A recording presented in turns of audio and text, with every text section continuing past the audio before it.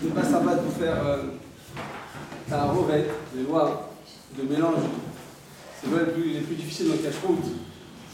Avec Ratirana, Set, Nevela, Hanan, Sabé Khalab, dans les autres souris, Marloquet, Maran et Rama. C'était un peu tard pour faire ces genres de notions. Mais bon, vous les avez entendus, vous les avez assimilés. Et voilà, c'était juste pour arriver à des halakhot plus concrètes. Maintenant, ce soir, je ne vais pas faire la halakha, je vais faire un inyan que j'ai vu, qui est tellement important et je pense que ça peut nous apporter beaucoup en Moussa, en Irat Shamaim. Et on peut sortir avec la halakha du Moussa, parce que des fois on a du Moussa qui est très théorique et puis des fois on a du Moussa qui est pratique et qui va nous donner un enseignement pour toujours. On voit dans les parachats qu'on voit actuellement, dans les parachats de Ba'alotra, Shlach Lecha, eh bien, le chet de Myriam, le fait qu'elle ait parlé de son frère, le fait qu'elle ait dit du Lashon Hara, on voit comment Kadosh Baruch Hu, il est makpid me'od sur le Lashon Hara, sur Moshe Rabbeinu. Et Hachem Mamash, on sent qu'il vient protéger son bien-aimé, qui vient protéger Moshe Rabbeinu. Comment avez-vous osé parler de Moshe, PLP, Daberbo, Chol Betine Emanhu, c'est le plus grand. Comment avez-vous osé parler? Kadosh Baruch Hu qui vient, il ne contient pas. Ça Akpada, comment ils ont osé parler du plus grand en Talmid Chacham. Et donc, après ça, eh bien, on voit que cette conséquence a touché l'âme Israël. Et il y a eu les explorateurs qui ont fauté, c'est la paracha de la semaine. Et après la semaine prochaine encore Korach. On voit toutes ces parachutes comme ça. C'est une suite malheureuse d'événements qui sont tragiques et qui vont arriver à la perte de dizaines de milliers de l'âme Israël. Tout a commencé par la parole de Myriam. Myriam, elle a dit un mot. Elle a dit un mot à son frère, c'est le grand frère et la grande sœur, qui s'inquiète du petit frère. Ça peut arriver, n'est-ce pas? C'est pas grave. On voit que le frère, ça va pas très bien, il y a un problème. Et on veut en parler, on va en discuter. J'imagine qu'ils avaient des kavanotes théorotes totalement, ils ont de très bonnes intentions. Ils veulent protéger leur frère. Et hier, j'ai vu un sifri. On dit en hybride, sifri sur les millions de dollars. Je sais pourquoi. C'est une vraie trouvaille. On ne peut pas dire au grand public, hein. Je n'irai pas dire ça aux élèves ou aux gens qui font, tu vois, ou des gens qui sont loin de la Torah. Mais je vous le dis à vous. Le sifri, donc le sifri, c'est le midrash sur Bamidbar. Et il est écrit là-bas que Myriam, elle a parlé au dot Aïcha Kushit Asher Lakach Moshe. Donc Myriam, elle a parlé au sujet de la femme noire qu'a pris Moshe. Mais elle était noire, elle n'était pas noire. Elle était noire. Peut-être à Lyon, elle était noire, mais la Midian, elle Midian, comment? C'était par rapport à ça. C'était comme dit la Gemara, que si on amenait toutes les femmes devant Tzipora, eh bien on aurait vu combien elles sont toutes par rapport à Tzipora. Eh bien sa beauté était tellement mise en valeur comme une femme couchite par rapport à des femmes blanches. C'est-à-dire que en fait, sa beauté était tellement resplendissante qu'on aurait pu la comparer à une femme de couleur par rapport à des femmes blanches. C'est-à-dire qu'elle était en fait resplendissante. Bon, on aurait pu prendre un autre exemple, parce que dire qu'elle est noire, pour dire qu'elle est resplendissante, ça ne va pas exactement. Mais en tout cas, elle était visible, on la voyait. Comme quand on va en pleine classe, on voit une noire, on va dire ça va, ça se passe très bien, il n'y a pas de problème. Je veux dire, elle va plus être on va plus la regarder, en tout cas, on va plus attirer le regard par rapport à tout le monde. D'accord? Quand il y a quelqu'un qui sort, qui déteint tout le monde, alors effectivement, eh bien on regarde plus. Donc chez Tzipora, c'était comme ça. Elle était comme une femme noire, c'est pas qu'elle était noire réellement, c'était comme une femme noire. Et bien, comment elle a su Myriam donc vous savez ce qu'elle a dit à son frère, n'est-ce pas? Vous savez ce qu'elle a dit à Aaron ou pas? Comment ça se fait que Moshe il va pas avec sa femme et nous aussi? Aaron, il se sépare de sa femme et il est sur le point peut-être de divorcer. Alors la grande sœur elle s'inquiète, peut-être à juste titre avec son grand frère, il dit comment on vient d'essayer d'aider notre petit frère. C'est vrai que c'était le Golador, mais c'était un être humain finalement, donc il voulait peut-être aider, il donnait des conseils. Alors c'était bien entendu une vue erronée, parce que chez Moshe Rabbeinu, c'était pas comme un être humain courant, c'était le seul homme pour lequel on a Akadosh Baruch Hu qui va acquiescer son divorce, il a été d'accord avec son divorce. La Torah elle est basée sur le mariage, sur la Kedusha, tout est là. Mais chez Moshe Rabbeinu c'était un peu différent parce que c'était le plus grand des Nevi'im. Et donc Akadosh Baruch Hu a acquiescé son divorce. Il lui a dit après 3 jours qu'on a reçu la Torah à Shavuot, quelques semaines, eh bien Akadosh Baruch Hu a dit à Israël retourne, que tout le monde retourne, Tachouvoulé à Holechem, qu'ils retournent tous dans leur tente, n'est-ce pas? C'est-à-dire quoi dans leur tente? C'est-à-dire qu'ils retrouvent leur femme. Donc ils avaient 3 jours de séparation, de Gdoucha, ils se sont tous séparés, et après il leur dit qu'ils retrouvent leur femme. Et toi il lui a dit, Vata, à moi d'Imadipo, reste avec moi ici. Et toi, ne retourne pas dans ta tente. Et Kadosh Baruch Hu, tu lui a dit en remède, bien entendu, il lui a pas dit ouvertement. Et toi tu restes avec moi. Il a divorcé, c'est pas ta femme, je sais pas si on peut dire un divorce comme on entend à notre époque, mais il a pu retourner avec sa femme. Il lui a dit, toi tu restes avec moi. Et que même si on a le souhait d'avoir un Talmid Chacham, alors on va dire que la vie de Torah, c'est une vie de famille, c'est une vie de Doucha, c'est une vie de Shutafa. D'accord? Il peut y avoir de la Doucha, de la sainteté, on peut arriver à des grandes argotes, mais il faut que ce soit ensemble, il faut que ce soit l'homme et la femme ensemble qui décident et qu'ils acceptent. Et c'est après des années, après 20 ans de mariage, 30 ans de mariage, 40 ans de mariage, alors effectivement après, d'un commun accord, ils peuvent s'élever et arriver à des très grands niveaux d'Avodat Hashem. Mais pour nous, le commun des mortels, non seulement c'est pas une misère, mais en plus c'est une avéra, il n'y a pas le plus grand avéra. Et comme il dirait bien qui va, on transgresse l'interdiction de Vaftal Harakamra quand on divorce de sa femme. Eh bien, on transgresse le plus grand principe de la Torah, qui est Vaftal Harakamra. On a des raisons justifiées parce qu'il y a eu des problèmes, il y a eu des. Alors voilà, la Torah donne la possibilité du divorce, c'est possible, c'est une possibilité, et ça donne.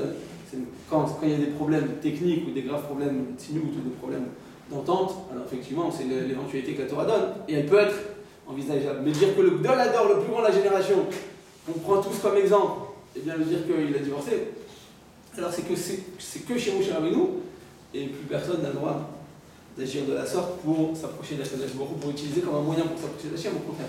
C'est avec le mariage avec la femme qu'on s'approche d'Hachem.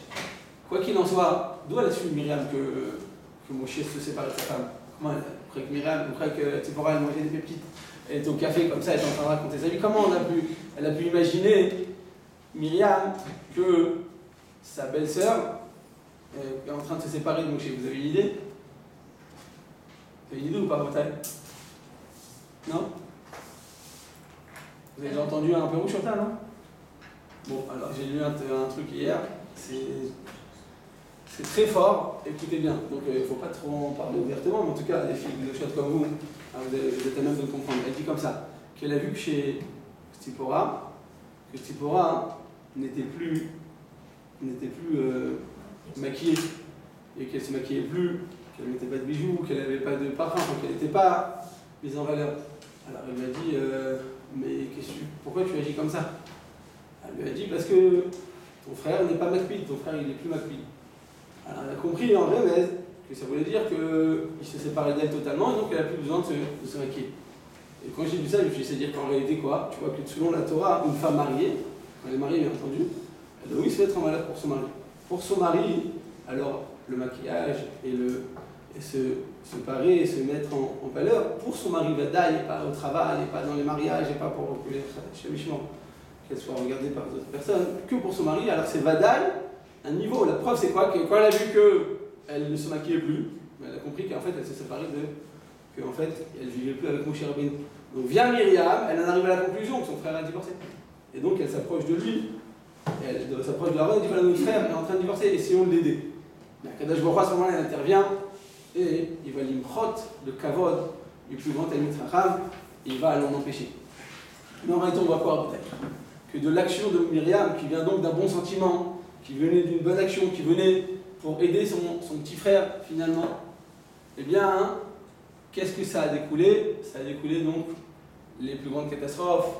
Tisha B'Av, donc, est venu de la parashat Shlach Lecha de cette semaine avec les Meraglim, et tous ces événements malheureux, eh bien, ils ont découlé. Donc ça a été Avera, Goret Avera, ça a été un événement malheureux, tragique, qu'on en entraîne un autre.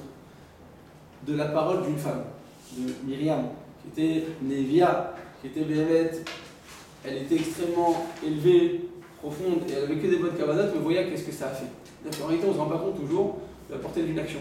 La plus petite action qu'on peut faire, quand une personne est consciente qu'en réalité, si elle le fait sur Terre, eh bien, il y a des répercussions, il y a des chamboulements, on va dire, dans le ciel et dans les planètes et dans les mondes supérieurs, dans les mondes spirituels, eh bien, combien elle peut, et elle doit être consciente de l'importance de chacune de nos actions. Aussi bien dans le mal, mais à plus forte raison dans le bien. Il est écrit que le salaire et les proportions qu'on va recevoir par un acte mauvais, eh bien dans le bien par un acte positif, elles vont être 500 fois plus importantes. C'est-à-dire que quand tu fais quelque chose, un acte négatif, et tu vas recevoir une punition, eh bien la même punition, tu la multiplies par 500 et tu la traduis dans le bien, et c'est ça ce que tu recevras pour une bonne action.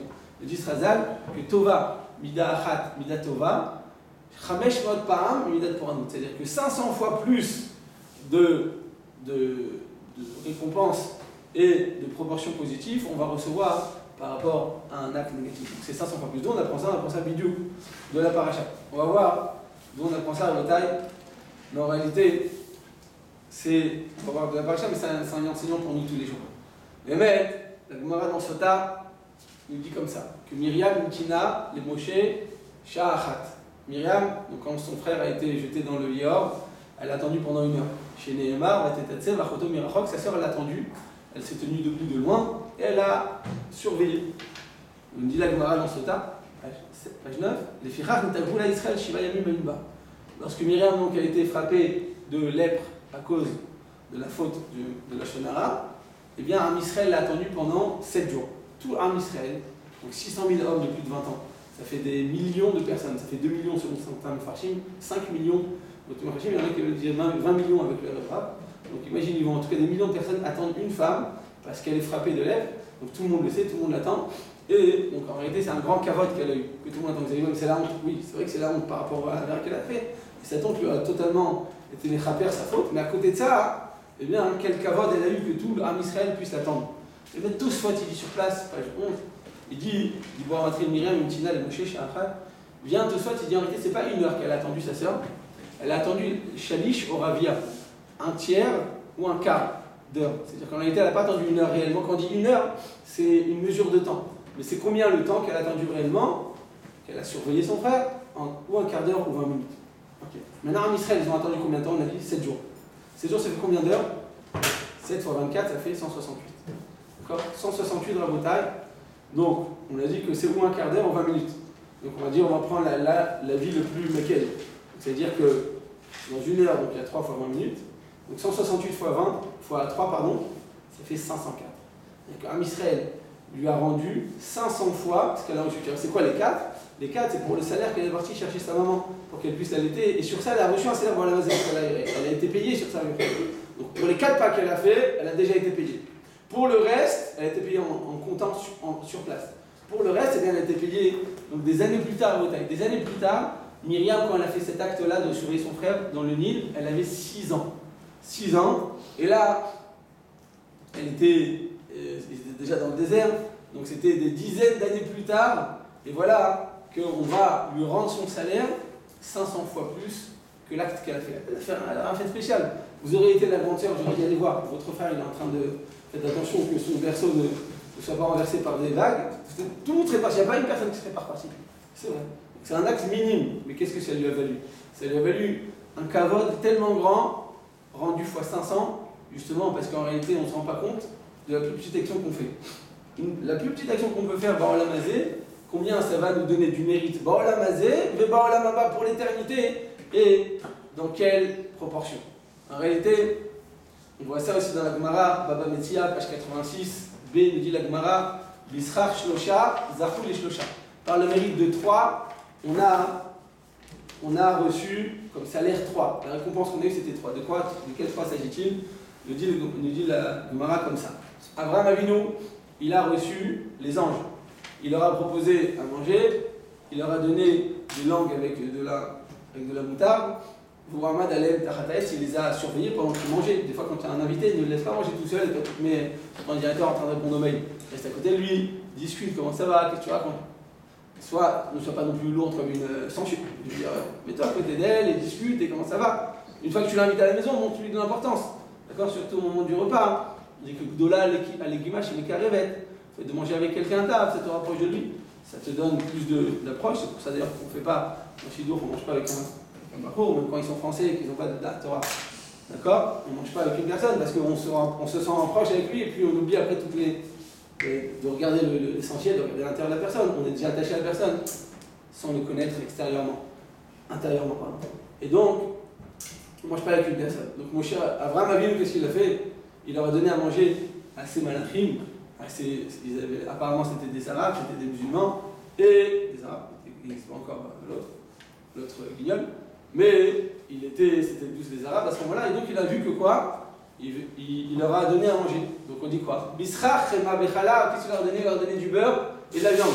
Les Farchim là-bas, ils disent d'abord il a donné du lait, après la viande, il y en a qui disent que c'était pas la vraie viande, parce qu'il a couru derrière la vache pour l'attraper, elle a été créée par le Sefer Yetzira, par un nom d'Hachem, donc c'est pas la vraie viande, donc il a mis vraiment du lait avec. Il y a plusieurs pérouchis, mais quoi qu'il en soit, il leur a donné de la viande et ensuite il leur a donné du lait.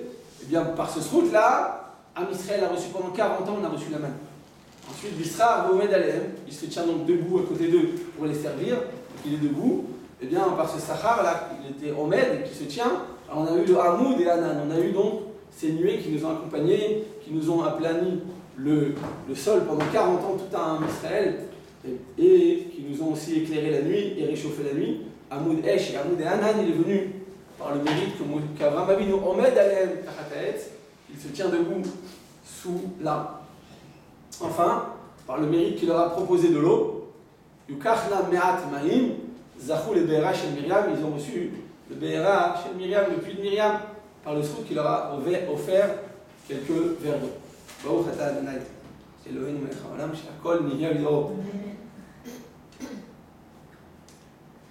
Heureusement que j'avais pas une langue de vache, parce que j'aurais mangé au premier épisode. Quoi qu'il en soit. Eh bien,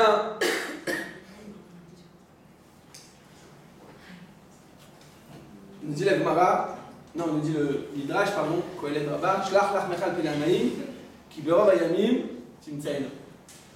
Jette le pain sur le fleuve, un jour ou l'autre tu le récupères. C'est-à-dire ce que tu as investi, tu le récupères un jour ou l'autre. Tout ce que tu fais dans la vie, ça te revient. D'accord? Tu fais du bien, ça te revient. Tu fais du mal, ça te reviendra aussi chez Mishmar. Tout ce que l'homme fait, tout ce que l'être humain fait sur terre, il le reçoit. À un moment ou à un autre, Bechazar, ça lui revient. D'accord? C'est-à-dire que tout le monde, comme Hachadam Osé, l'Atzmo Osé, Shlach lach mechal pnei hamayim, ki borov hayamim timtzaenu. Ce que tu as investi, tu le recevras finalement. Et donc, qu'est-ce qu'il a fait?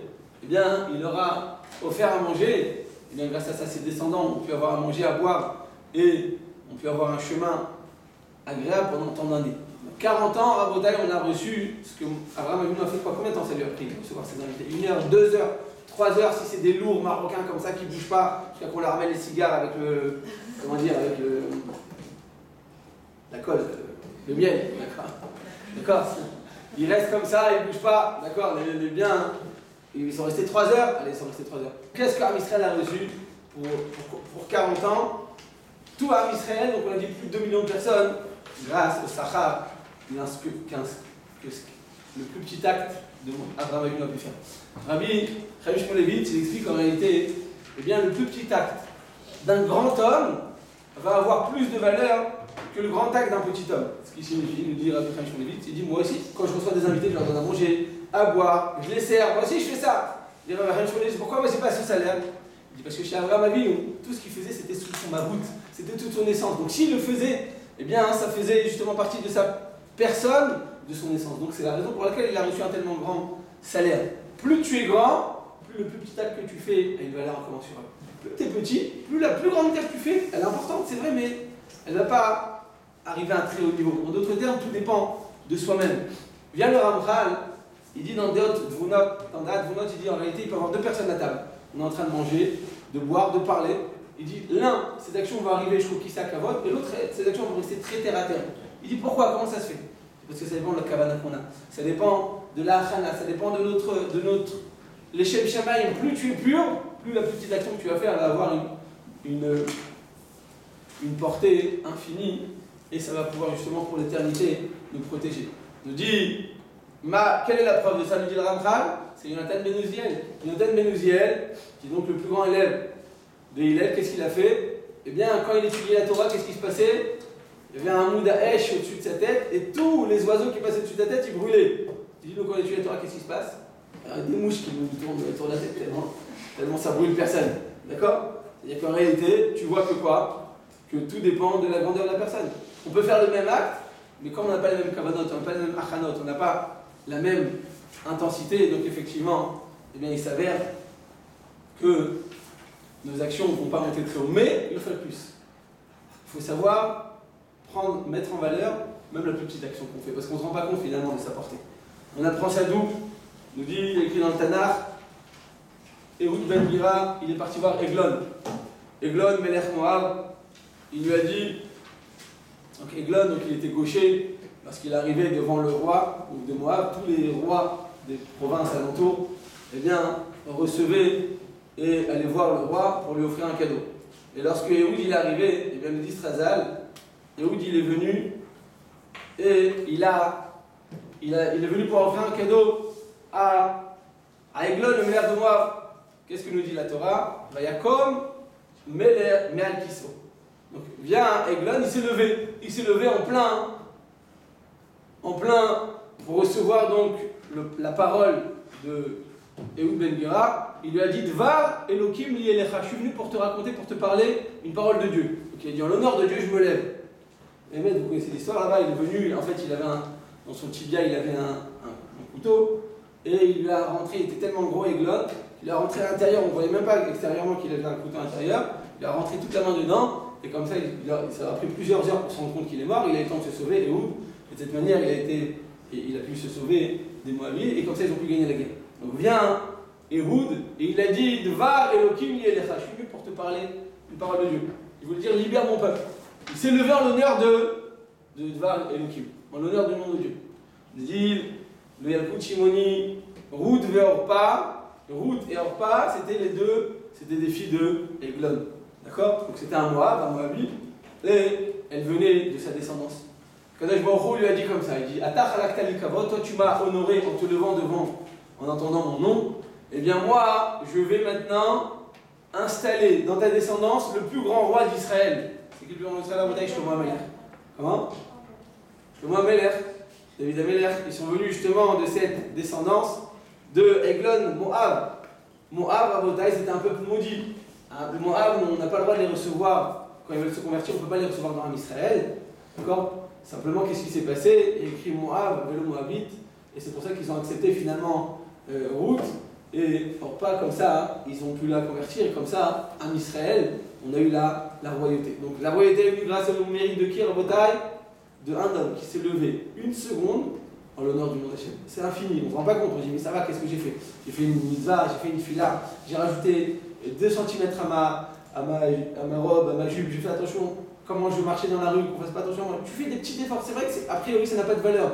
Mais sache qu'en réalité devant Akadosh Baruch Hu, c'est incommensurable. On ne se rend même pas compte dans votre taille. Si on avait les yeux pour voir, eh bien on deviendrait fou. On deviendrait réellement fou. Et quand il dit le Rachim Akadosh, si on se rendait compte de la portée de la plus petite de nos mitzvot, on ne pourrait pas s'arrêter. On ne pourrait pas s'arrêter ni d'étudier la Torah, ni de faire des mitzvot, ni de faire des filotes, ni de faire la tzedaka. On ne pourrait pas s'arrêter une seconde, on en serait mort, on en serait fou.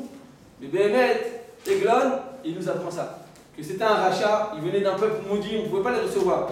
Pourquoi? Parce qu'à Mon Moab, quand on est sorti d'Égypte, ils n'ont pas voulu nous donner à manger, à boire, ils nous ont laissés comme ça, donc ça c'est l'indifférence, ça n'est pas partie d'Israël. Donc on ne peut pas les recevoir, on peut recevoir les convertis de tous les peuples, sauf de Amon et de Moab, bien entendu, pas non plus d'Amalek. Mais en dehors de ces 3 peuples, on doit tous les recevoir. Et voilà que Eglon fait partie de ce peuple, et malgré tout, eh bien ça va être le père de la royauté. Donc de quoi ça vient en bataille d'un petit acte qui n'a a priori aucune valeur? Il dit ça va de sa vodka. Il dit qu'en réalité, eh bien, la valeur d'une action ne va pas dépendre de sa quantité, ça dépend de sa qualité. C'est quoi la nekuda amitique qui était au fond de toi quand tu as fait cette action? Quelle était ta vraie kavana? Est-ce que tu voulais vraiment faire la volonté de Hachem?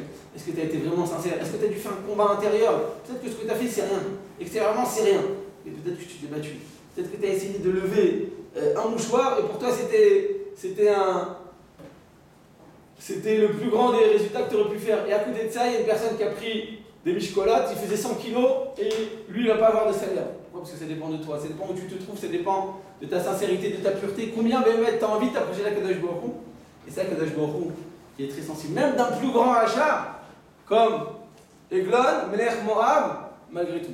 Si son action, elle était sincère, eh bien, elle va s'inscrire pour l'éternité et pour les générations à venir.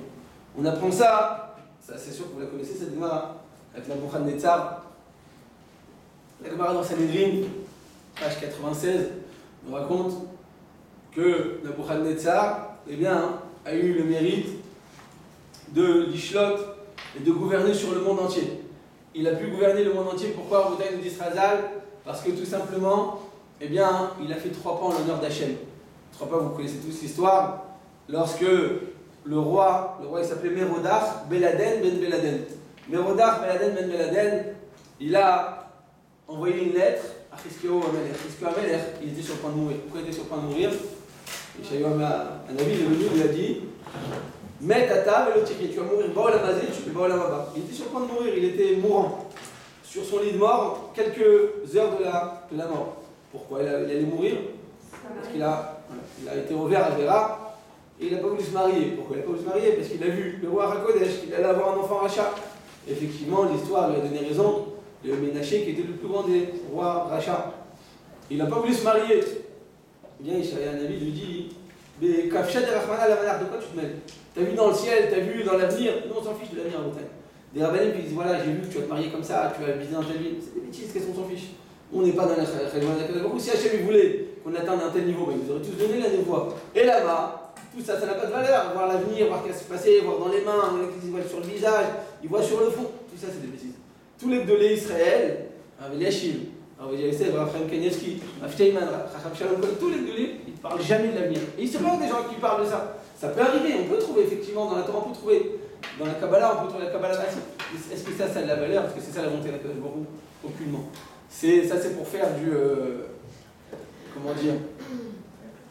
Du link, comme on dit. D'accord?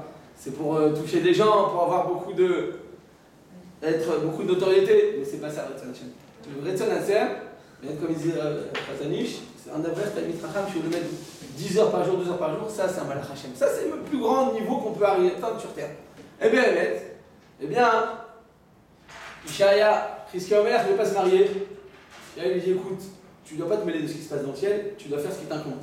Il dit tu sais quoi, viens, tous les deux on a du mérite. Moi je suis roi sadique, toi tu es un avis de sadique, viens on marie nos enfants. Et moi je me marie avec ta fille. T'es d'accord? Il dit non, ça a été mort. De toute façon tu vas mourir quoi qu'il arrive, donc je ne peux pas te donner ma fille en mariage. Il lui a dit quoi? Il lui a dit Ben Amot, Kalene Voatra, et tu sais. Il lui a dit Ben Amot, donc je savais Ben Amot, il lui a dit regarde, arrête de parler, sors tout de suite. Il dit pourquoi? Il dit parce que mes couplets de ta vie, j'ai reçu, d'accord? J'ai une Kabbalah de mes parents, c'était une famille de tzadikim, que Afilu Cherev Chadam Munachat al Tzavaro Shel Adam Lo Yitalesh Min Arachamim. Même si lorsqu'une personne est au point de mourir, lorsqu'elle n'a plus aucun espoir, elle dit quoi qu'il arrive, c'est mort. Quoi qu'il arrive, je ne resterai pas dans mes examens. Quoi qu'il arrive, je ne trouverai pas mon chidour. Quoi qu'il arrive, j'ai tel problème. Donc, tu penses que c'est fini, c'est infini. Eh bien, sache que Al Yitalesh Min Arachamim, même s'il n'a aucune chance au niveau rationnel, eh bien sache que c'est à ce moment-là que tu dois renforcer un moment-là. Moi je fais tchouva, moi je regrette et moi je veux marier. Effectivement, eh bien Kadosh Baruch Hu fait un S. Il était sur le point de mourir et il a été sauvé, il a été guéri. Et ce jour-là, eh bien tous les rois des contrées aux alentours lui ont envoyé une lettre, lui ont envoyé un cadeau. C'était un grand jour de culte de Shechem. Ce jour-là, il a duré combien de temps en Bretagne? 22 heures. C'est-à-dire que la journée, au lieu qu'elle fasse 10 heures, 12 heures, 14 heures en été, eh bien, elle a fait 22 heures. Pendant 22 heures, le soleil ne s'est pas couché. Lorsque les rois des contrées alentours, ils ont vu ça, ils ont dit quoi? Comme ça, c'est un si grand roi, on va lui envoyer une lettre. Il a envoyé une lettre. Il y avait le script du roi. Il a écrit dans la lettre Shalom le Melech Hizkia, Shalom le Ir Yerushalayim, Shalom le Loka Gadol. Bonjour au roi Hizkia, bonjour à la ville de Jérusalem, et bonjour au grand Dieu. Nabuchodonosor, c'était un des scribes du roi, il n'était pas là, il était sorti faire une course, et il revient, et il voit qu'un autre scribe a écrit la lettre, et il regarde dans les registres du roi, parce qu'on garde toujours un duplicata de ce qui a été envoyé par le roi, il voit qu'il a écrit de cette manière. Il me dit non, on ne fait pas ça. Akadosh Baruch Hu, on ne peut pas le mettre en troisième position. Vous parlez d'Hachem, il faut le mettre en première position. Il dit qu'est-ce que tu veux faire? Il dit ben, je veux d'abord mettre Hachem, ensuite Yerushalayim, et enfin Meler, Chizkiyahu Meler. C'est un grand homme, c'est vrai, mais ça reste un homme. Il dit tiens raison, celui qui a donné l'idée, il doit l'accomplir. Vas-y. Alors qu'est-ce qu'il a fait? Il est parti pour chercher les envoyés. Donc on va dire les envoyés qui travaillent à la poste, là où, comment il s'appelle Forex? Forex? Non, pas Forex. Forex, comment il s'appelle? FedEx. D'accord. Forex, c'est des voleurs.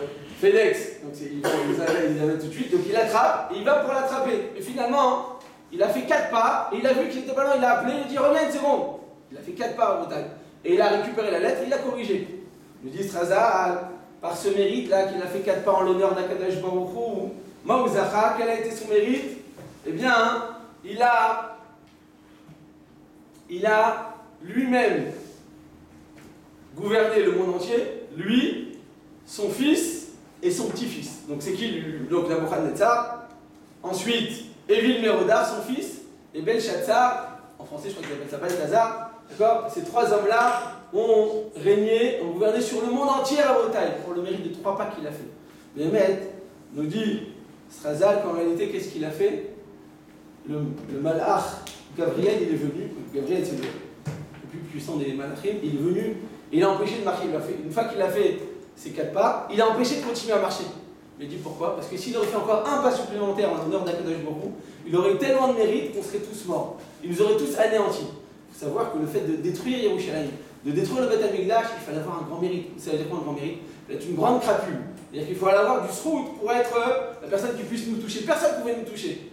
Pour qu'on puisse nous toucher, nous puisse détruire le Beth Amikdash, il fallait être quelqu'un de très grand. Cette grandeur-là, il le doit aux 4 pas qu'il a fait en l'honneur d'Akadosh Baruch Hu. Il aurait fait un pas de plus, nous dit Strazal, eh bien, Am Israël n'aurait pas eu de Trouma. Am Israël n'aurait jamais pu se relever, on aurait tous été anéantis jusqu'à aujourd'hui, il n'y a plus Am Israël. Donc Gabriel, il est venu l'empêcher de faire un 5e pas. Tellement à Bodaï le salaire de 1 pas en l'honneur d'Akadosh Baruch Hu. C'est d'ailleurs la raison pour laquelle, à la fin de la Mida, on fait aussi Shabbat, on fait 3 pas et on dit c'est ça le Mékor. On a envie que le Beth Amikdash soit reconstruit de la même manière que malheureusement le Beth Amikdash a été détruit à l'époque de Nabuchodonosor. Mais net, on voit ça, ça va encore plus loin que ça à Bodaï.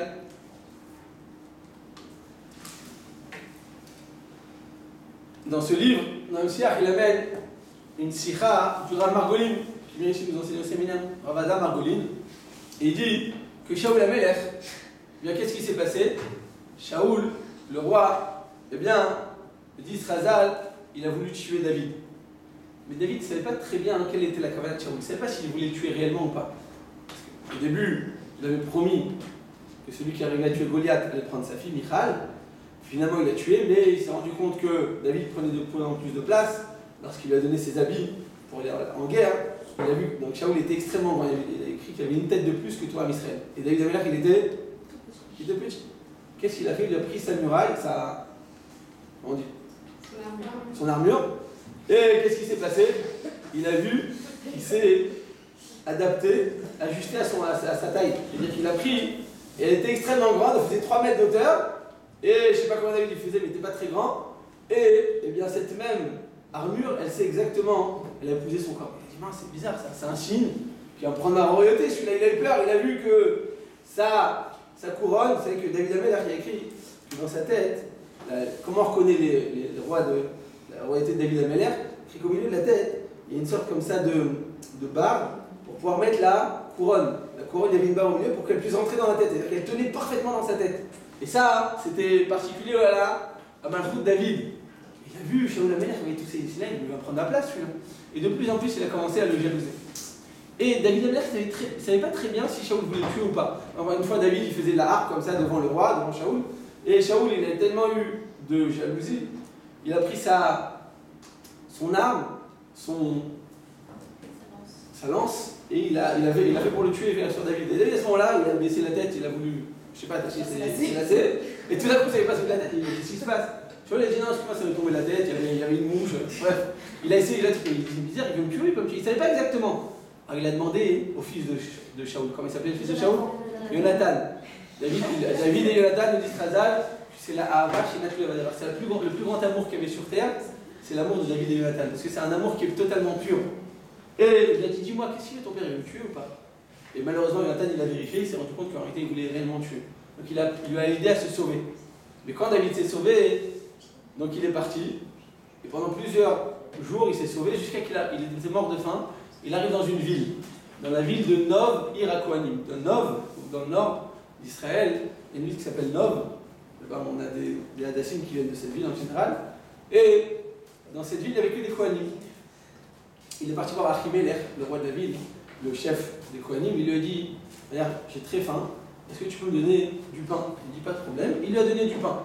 Il y avait là-bas un homme, un rachat d'amour, qui est Moser. C'est que Moser, c'est une personne qui va, un délateur. Il a écrit que Kol à Moser, la fille de mon cal chez l'Israël, elle n'aurait pas la main.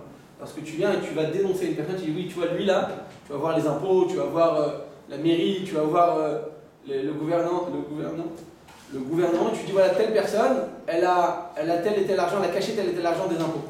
Il y a écrit qu'en disant cette phrase, tu as pu la main. C'est terrible, il n'y a pas de plus grande avéra que de faire ça. Ça, c'est quand tu es délateur de quoi? De son argent. À Filou, le plus petit, une pièce d'argent, à cause de ça, on va le prendre chez ton ami. Bien, mais quand tu es un délateur de sa personne, alors là, ça n'a même pas de prix. Bon, là-bas, tellement la punition sera terrible. Qu'est-ce qu'il a fait? Ce rachat là, Doeg Adomi, il a vu que Achimelech a donné du pain à David, il est parti le répéter à Shaoul. Et Shaoul à nouveau, il lui a dit, comme il avait dit tout à l'heure, à Nebuchadnezzar, il a dit celui qui donne l'idée, il doit l'accomplir. Donc va avec mon armée et va tuer la ville de Nov Irakoanim. Donc va tuer la ville des Kohanim de Nov, parce que c'est toi qui as amené cette idée. Effectivement, il a tué 85 Kohanim, c'est tous des tzadikim. Quel malheur terrible pour Am Israël. Mais, Béhémet, la Gemara dans Sanhedrin, elle conclut cette histoire comme ça. La Gemara dans Sanhedrin, page 104, elle dit comme ça. Amara, il m'allait, il va où? Jonathan et David Shteki Karot Lechem. Si Jonathan, lorsqu'il a accompagné David devant la porte, lui a dit vas-y, sauve-toi vite, mon père, il va te tuer. Donc il l'a accompagné, il a aidé à se sauver du palais, n'est-ce pas? Bien, donc quand tu accompagnes quelqu'un, tu as quelqu'un qui vient à la maison, tu dois l'accompagner. Tu dois aller devant la porte, tu dois lui faire 3 pas avec lui devant la porte, après la porte. Mais en tout cas, tu l'accompagnes un petit peu. Il y en a qui disent c'est pour lui montrer le chemin, il y en a qui disent c'est pour lui dire une halakha, il y en a qui disent c'est pour le bénir. Mais quoi qu'il en soit, tu dois lui montrer de la compassion et l'accompagner quelques temps, un petit instant, devant la porte. Il y a écrit quoi? Si Jonathan, lorsqu'il a accompagné David Amelech, il lui aurait donné 2 kikar lechem, 2 morceaux de pain, eh bien, nous dit la Gemara dans Sanhedrin, l'onir ganov irakoani. La ville de Nov, la ville des Kohanim n'aurait pas été détruite. L'onitra doeg adomi, c'est une des 7 personnes qui n'a pas de part au monde futur. C'est un rachat pour l'éternité. D'habitude, rentrer au Gehinam, c'est un srout pour pouvoir effacer tes fautes. Un srout chez le Neda, on n'est pas ce srout, mais en tout cas, on n'a pas besoin d'arriver à ça, la chaîne directement au Gan Eden. Mais quoi qu'il en soit, eh bien, il y avait 7 personnes qui n'ont pas de part au monde futur, ils ne rentrent même pas au Gehinam. Parce qu'après le Gehinam, nécessairement, il y a le Gan Eden. Eux, ils ne rentrent même pas au Gehinam. Et Doeg, c'est une de ces 7 personnes. Et donc, s'il avait donné 2 morceaux de pain, Doeg ne serait pas rentré au Gehinam. Et enfin, même Shaoul et ses 3 enfants n'auraient pas été tués, parce que finalement, après, ils ont été assassinés par la suite. Donc on voit en Bouddha qu'est-ce qui s'est passé. Si Jonathan, il aurait donné 2 morceaux de pain à David, toute la face de l'histoire du Israël aurait changé, grâce à 2 morceaux de pain. Le Béhémet. C'était prévu tout ça? Tout est prévu. Mais qu'est-ce que nous on doit faire? Quelle est la mascarade que nous on doit prendre? Bien, nous on doit faire ce qui nous incombe. Si après on ne le fait pas, alors effectivement c'est prévu par Hachem, on aura telle punition, telle récompense. Mais nous, chez nous à la maison, on est obligé de le faire. Ce qui nous incombe, on est obligé de le faire quoi qu'il arrive. On ne doit pas faire des calculs comme ça. C'est-à-dire que quoi, Rabotai? Combien d'événements tragiques auraient été évités si Jonathan aurait donné 2 morceaux de pain à David? C'est quoi 2 morceaux de pain à David? C'est même pas un shekel. Et là-bas, pour quelle raison il lui a pas donné Jonathan à David?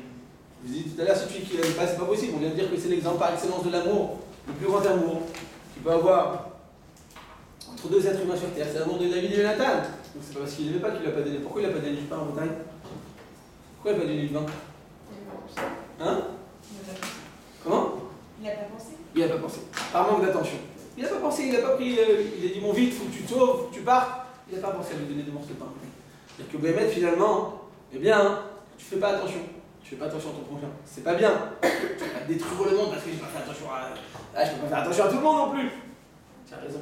Mais chez Jonathan, voilà ce qu'on aurait évité. Et moi, je vous pose la question à l'inverse. Ça veut dire à Margolis. Je pose la question à l'inverse. Qu'est-ce qui se serait passé si Jonathan aurait donné devant ce pain à David? Qu'est-ce qui se serait passé réellement? Qu'est-ce qui se serait passé? Mais ce ne serait rien passé. Parce que David avait l'air, il se serait sauvé, il aurait mangé, il n'aurait pas eu besoin de demander l'aumône à Achimelech, Doeg-Edomi n'aurait pas apporté ses paroles, et personne n'aurait été tué. C'est-à-dire que finalement, en bataille, si Jonathan aurait fait ce qu'il aurait dû faire, ce ne serait rien passé. Ni en bien, ni en mal. Ça aurait été des événements logiques, normaux, le train-train quotidien. Le fait qu'il n'ait pas fait un bataille, on voit quelle est la conséquence. Quelle est la suite et la conclusion tragique de cet événement. C'est-à-dire que très souvent, ce qui se passe en bataille, c'est qu'on fait un événement, on dit mais j'ai rien fait de spécial. Mais en réalité, oui, tu as fait quelque chose d'énorme. C'est vrai que Baal Hamazé, il a rien fait de spécial en lui donnant 2 morceaux de pain. On n'aurait pas vu, nous, les événements. Mais Bachamaïm, quel salaire il aurait eu Jonathan s'il aurait donné ces 2 morceaux de pain. Parce que dans la Shamaïm, on lui aurait montré, regarde, tu as donné 2 morceaux de pain, regarde ce qui aurait pu se passer si tu n'aurais pas donné les morceaux de pain. On aurait vu toute l'histoire telle que nous, on la connaît. Mais s'il aurait fait ce qui lui incombe à bataille, eh bien, qu'est-ce qui se serait passé? Ce serait bien passé par Baal Hamazé.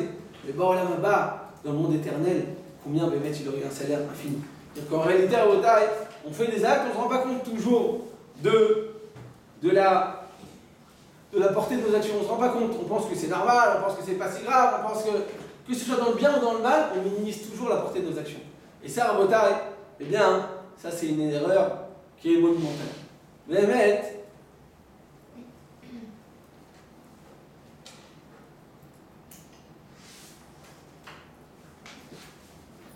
il y a un passouk dans lequel il est écrit Mayafou par Maïr Bané Alim Bat Nadim. Un passouk dans Shir Hashirim, il est écrit comme ça. Combien sont belles tes chaussures? D'accord? Bat Nadim, la fille du donateur, la fille d'un grand homme. Qu'est-ce que ça veut dire? La suite du passouk, nous dit le Midrash Priya, c'est Vaya Bayam Aou les fri, ou le Mispet, ou le Kocha, ou l'Argorsak. Un passouk dans Ishaïa. Je dis la suite. Selon le Midrash Priya, il va mettre en juxtaposition ces 2 passages qui n'ont rien à voir. Là, on te parle des chaussures, et là, on te parle d'une oraison funèbre. Des pleurs et des souffrances atroces qu'on va ressentir. Quel est le rapport entre des chaussures et des souffrances atroces? Vient le Oev Israël, l'admour de Haftar, il dit comme ça.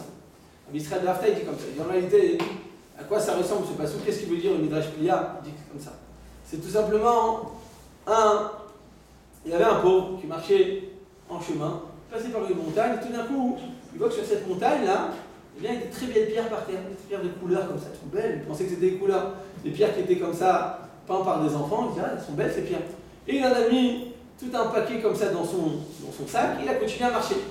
Donc il était avec sa canne, avec son sac, et il marche. Bon, alors, j'en peux plus là, j'ai trop de pierres dans mon sac à dos, je peux plus. Je ne suis pas encore arrivé à une ville, il faut que je mange, je suis fatigué, il faut que je dorme.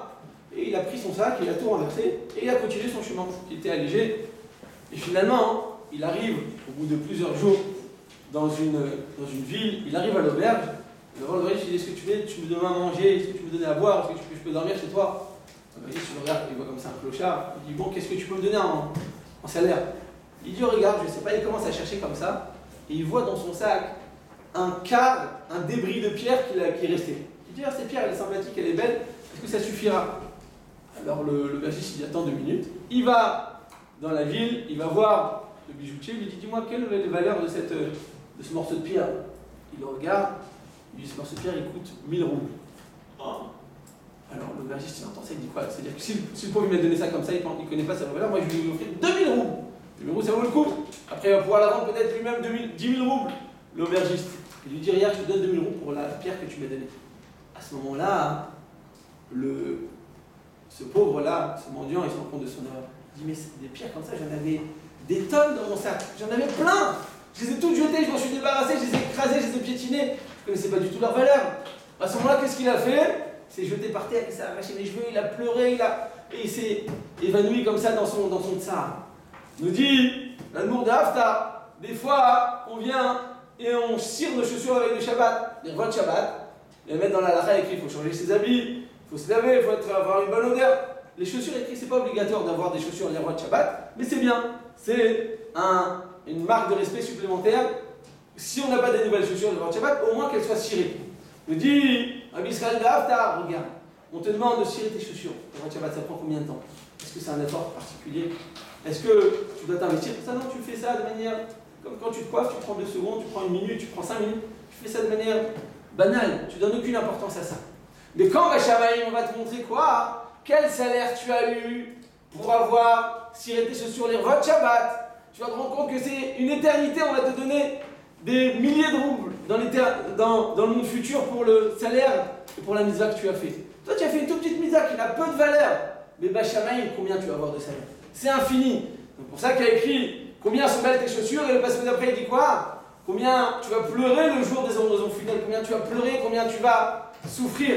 C'est-à-dire qu'en réalité, la souffrance, elle vient de quoi? Des mitzvahs qu'on aurait pu faire sur terre, toutes ces occasions qu'on n'a pas pu su prendre et qu'on n'a pas su mettre en valeur. En réalité, à Botaï, eh bien, cette notion, elle est encore très longue, il y a beaucoup de preuves, mais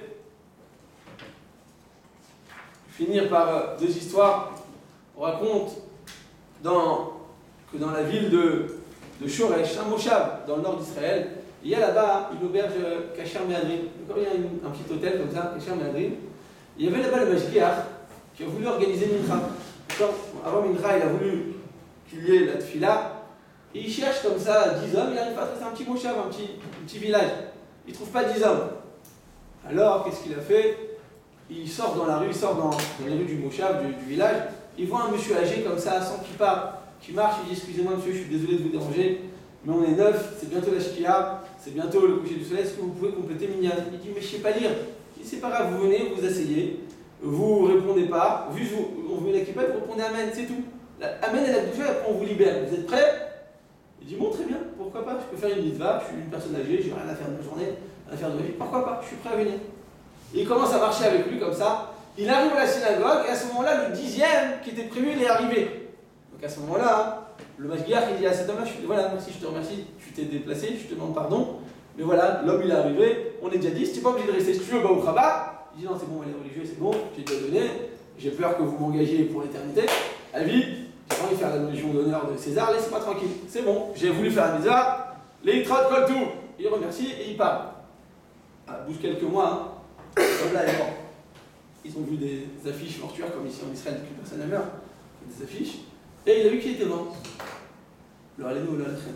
Au bout de quelques jours, cet homme-là, cet homme âgé, il est venu en rêve, il s'est dévoilé, il s'est révélé.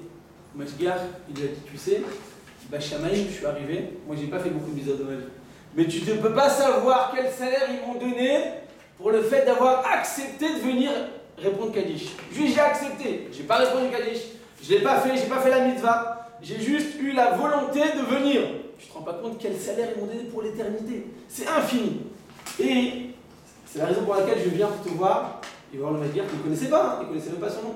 Il dit regarde, j'ai laissé sur terre des enfants, ils ne savent pas ce que c'est le Kaddish, ils sont très loin de faire des mitzvot, je t'en supplie, va les voir et demande-leur de faire Kaddish en mon honneur parce que j'ai besoin de monter dans le Gan Eden, de monter de niveau en niveau. Donc il a eu tout ce mérite de Rabotai parce qu'il a eu juste la volonté de venir.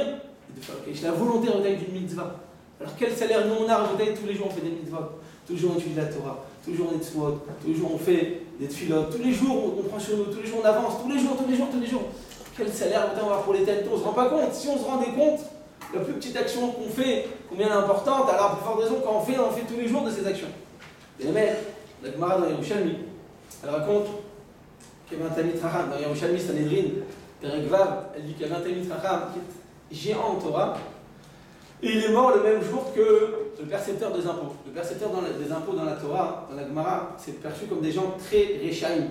C'était des gens malhonnêtes, qui prenaient l'argent aux pauvres, qui donnaient l'argent aux riches. C'était le pire des métiers. D'ailleurs, il ne faut pas faire ce métier en Bodaï, ne venez pas percepteur des impôts. En tout cas pas en Israël, peut-être en France, avec des goûts, peut-être c'est plus toléré, mais en tout cas pas en Israël. Mais, qu'est-ce qui s'est passé? Donc, un rachat et un tzaddik sont morts le jour même. Ils ont mis les deux, donc dans la sorte mortuaire pour les laver, pour préparer leur corps.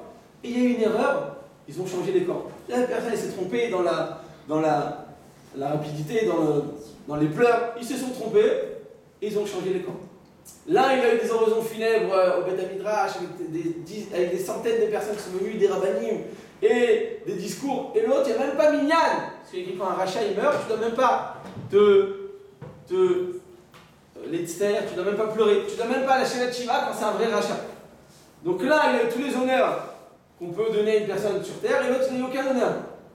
Et après, avant l'enterrement, la chavruta de ce Rav de cet Micham s'est rendu compte de l'erreur.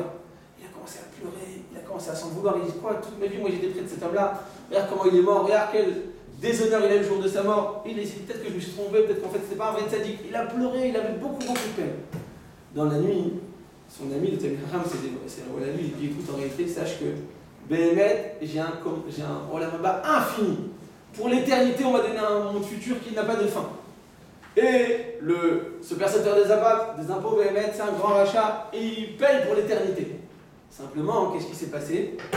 Moi j'avais fait une avéra, il avait fait une mitzvah. Quelle avéra j'avais fait? Je m'étais trompé. Dans la halakha, quand tu prends les filines, il faut d'abord mettre les filines du bras, et après c'est de la tête. Et lui s'était trompé comme ça, c'était très tôt le matin, avant le net, on n'avait pas beaucoup. Il s'est trompé. Il a fallu que je fasse kapara sur cette avéra. C'est pas très grave, c'est une avéra, c'est pas bien, mais bon. Il fallait que je fasse kapara. C'était quoi ma kapara? Le fait d'avoir une oraison funèbre tellement avec peu d'honneur. Par contre, ce percepteur des impôts qui a un grand rachat, il avait fait une mitzvah dans sa vie. C'est quoi sa mitzvah? C'est qu'une fois, il avait organisé un repas, et puis les invités ne sont pas venus, il faisait moche, il a plu, il a neigé, les gens n'ont pas pu venir. Qu'est-ce qu'il a fait avec ce repas? Il est parti au collège en face, je lui ai dit, ah, vous voulez prendre ce plat-là avant que je jette à la poubelle? Il me dit d'accord. Donc j'ai donné à manger à tes amis sans le vouloir. Ou bien, le Rishalmi, il dit peut-être que quoi? Peut-être qu'il avait juste un morceau de pain sous le bras, il était en train de courir comme ça pour attraper le bus, et tout d'un coup, c'est tombé, ce morceau de pain. Et il a tellement couru vite qu'il était assez loin, et il y a un pauvre Asma qui est passé, il a vu un morceau de pain tout seul par terre, il l'a pris, il a commencé à le manger. Cet homme-là, ce rachat, il lui a rien dit, il n'a pas fait honte, il n'a pas repris, et il a laissé prendre son morceau de pain non plus. Pour le fait qu'il a donné un morceau de pain, même sans le vouloir, à un pauvre, il a fallu donner un salaire. C'était quoi son salaire? C'était le jour de sa mort, avoir tellement de kavod. Donc on ne se rend pas compte d'un botail, de la plus petite action qu'on peut faire, on ne se rend pas compte, on n'est pas conscient du srout atsum qu'on a de pouvoir faire la volonté d'Akadosh Baruch Hu tous les jours. Hachem ou Bachar Banu Mikol Ha'amim. Hachem Matov Kelvin Abonai, si on se rendait compte du srout qu'Akadosh Baruch Hu nous a donné, on ne s'arrêterait pas une seconde. Et bien, on raconte sur Dvorah. Dvorah, elle était Nevia, elle était chauffée tête. C'était une Dayan. Dvorah, d'accord, Richet la Peydot, c'était une Dayan. Les gens, quand ils avaient une question, un problème financier, eh bien, ils allaient la voir. Alors qu'à son époque, il y avait qui? Il était encore vivant. Il y avait Pinchas ben Eliyahu. Pinchas à Cohen. On va en parler la semaine prochaine, il était encore vivant. Et quoi?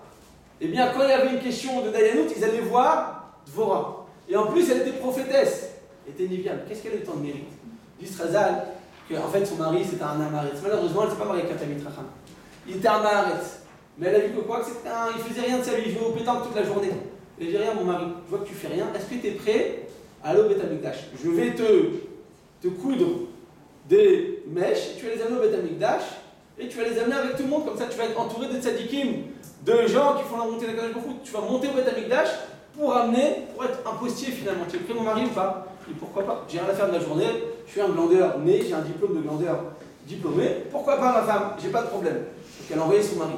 Béhémet, elle lui a fait ses petits lots, elle lui a fait ses mèches. Béhémet, ils disent que grâce à ces petits lots, elle a rentré son mari, grâce aux petits lots qu'elle lui a fait. Donc son mari maintenant il était entouré de gens bien, jusqu'à présent il faisait rien de sa vie, il était entouré de voyous, de gens qui n'avaient pas de grande valeur spirituelle. Mais là en allant en Beth Amikdash, il a connu d'autres personnes. Donc juste en les côtoyant, ça lui a permis de rentrer au Olam Haba. Et Béhémet, elle a fait, nous dit Razal, que le mari de Dvorah, il avait 3 noms. C'est quoi ces 3 noms? Il s'appelait Barak, Michaël ou Lapidot. Il avait un de ces 3 noms. Pourquoi Lapidot, nous dit Razal? Parce que tout simplement, elle lui faisait ses petits lots. Elle lui faisait donc ses mèches pour les amener au Beth Amikdash. Kadosh Baruch Hu lui a dit, nous dit Razal, lui a dit, At Kavant, les Arbot Ori, tu as fait des grosses mèches plus que les autres. Donc tu as voulu honorer et éclairer ma lumière du Beth Amikdash. Eh bien moi, je vais éclairer par toi, Dvorah, par ta personne, encore plus que les 12 Shvatim d'Israël. Les 12 Shvatim en tête devant Dvorah, elle ne pouvait pas dire de Psak Halacha et d'être de Dayanim. C'était elle, la Dayan de l'époque. Imaginez-vous en bataille le scout qu'elle a eu. Pourquoi? parce qu'elle a fait des mèches un peu plus épaisses. Et ça, grâce à ça, elle a rentré son mari au lama. On se rend pas compte d'un botail. La plus petite mitzvah qu'on peut faire, il dit, le Rav Khadash, il dit en réalité, la plus petite mitzvah qu'on peut faire, si tu as une bonne kavana, tu es sincère, combien ça veut devant Akadosh Baruch Hu, et Zakenu Akadosh Baruch Hu, de la robot Shmo chez Akadosh Baruch Hu, Baral Hamazé, et de se rendre compte de la portée de nos actions sur terre pour toujours faire la montée de la chaîne. Au Khadna et au Lam, Amen.